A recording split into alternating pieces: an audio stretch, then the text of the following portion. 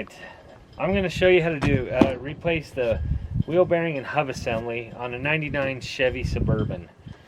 I got this part from 1A Auto, great company. Order it online, delivered to your door, and the parts are always quality and never had a problem with them. The first thing you want to do before doing the job is pop this off, and you want to get some penetration lubrication on there because it is stuck. Anyway, I do that first, let it sit for a while, and then I'll show you the steps to take care of this. Fairly simple job. Alright, so I got the lubrication on there, and you take this car, it's a 36mm socket, and I always need a pry bar, so I always use my jack handle.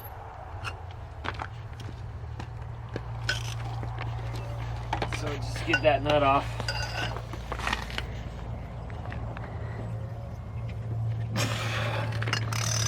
And you'll want to loosen this bolt up before you take the tire off, unless you have air tools.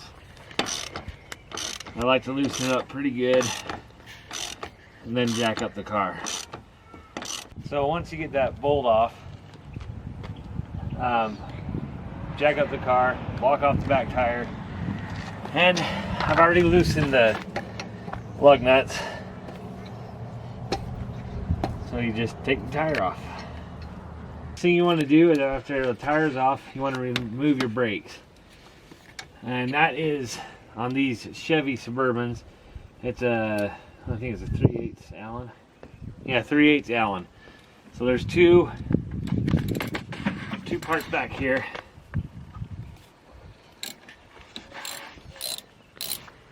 You just take them off.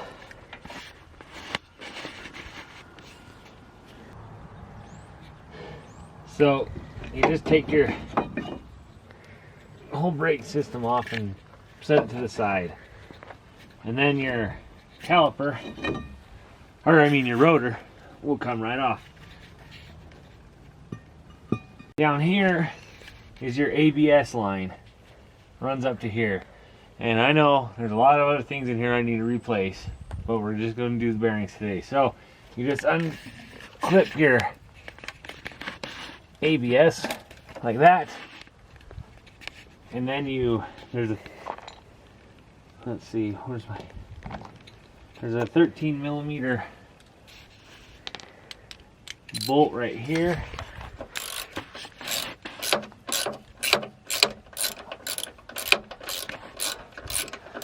Just take that off, and then there's another one right here.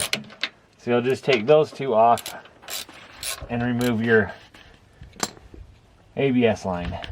And then once you got your ABS sensor disconnected, there's 3 bolts on the back in here. One here, one here, and then one here. And to get those off, you line up these holes with the bolt. They're 15mm. And these are usually pretty hard to get off. So again, I have the cheater bar, and just one by one, I just like to get them started.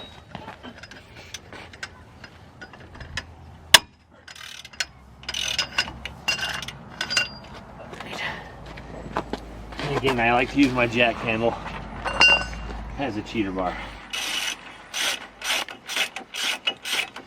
And you just take these 3 off. So I got the 3 bolts off, and I've been pretty lucky. I did my other side, and my bearings have been able to come off pretty easily, the whole hub assembly. Sometimes you have to really pound on them to get them off, but I was pretty lucky with that. So that's all off. I like to get a rag, brake cleaner or whatever, and kind of clean up around where the seal goes. So I'll do that off camera, and then I'll show you how to put it back on. So before you you know, putting a new one in. You just kind of compare the two, the new and the old, make sure they line up or match up and everything, and they do. So, and like I said, I've never had a problem with their parts. They've always been perfect. One cool thing about A1 1A Auto is they send you a list of the spec of the torque that you need for the spindle nut torque. So for mine, it's a Chevy Suburban K1500 95 through 99, and it tells you exactly what you need to torque it to. So 165. So anyway, that's really cool. They have that with the instructions. All right, I have it all, the ABS all hooked back up. So then again, you have to line up these holes.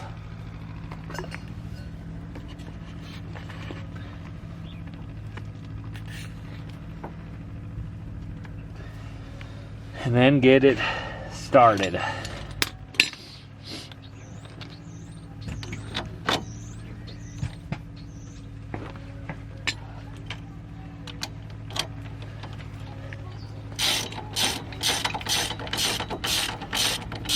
I don't tighten them all the way until I get all of them started. Oh, whoops. I already messed up. You take the parts and you line them back up. You make sure you don't forget to put your heat shield back on, because that's important.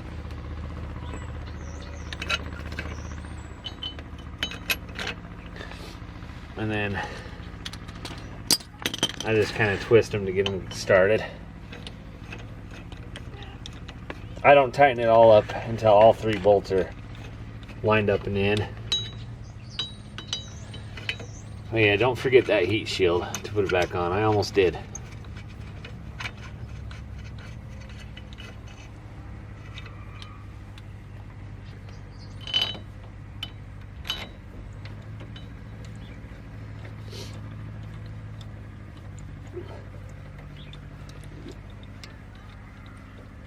Alright, so all 3 of them are in, so you can go ahead and tighten them up.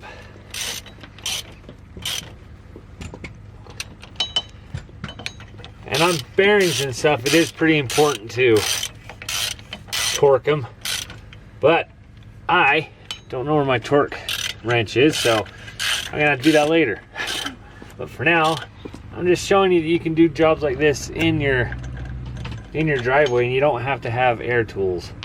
It's easier with the air tools, but all right, then for the nut here, you have a washer that goes between there and then this one. And of course I can't tighten it all the way down until I have the tire back on, but I'll do as much as I can. Before I put the brakes back on, I like to squeeze them just a little bit, so I have just a little bit of room to get these back on. Oops, I twisted them all up. There we go. And then they just slide right back into place, and tighten it down. If I can find my tool. So I've got the wheel back on. Lug nuts all tightened down. Just have to finish tightening this nut down. Again, I'll do this later, but it's very important to torque this to the right specification so it doesn't add too much stress against that bearing. So I'll just tighten it down to about there, and then I'll check it with my torque wrench later. And that's it. That's all there is to a wheel bearing hub assembly for a 99 Chevy Suburban. Again, 1A Auto is awesome to work with. I've never had to return anything that I've ever gotten from them. And that's that. Thanks for watching. If you like what you see, please subscribe. I'll have more car videos later on. This is my old Chevy. Love it to death, so I'm going to be fixing it piece by piece. And I'll show you how to do it on a budget, because that's what I need to do it on, is a budget. Alright, thanks. Have a great day.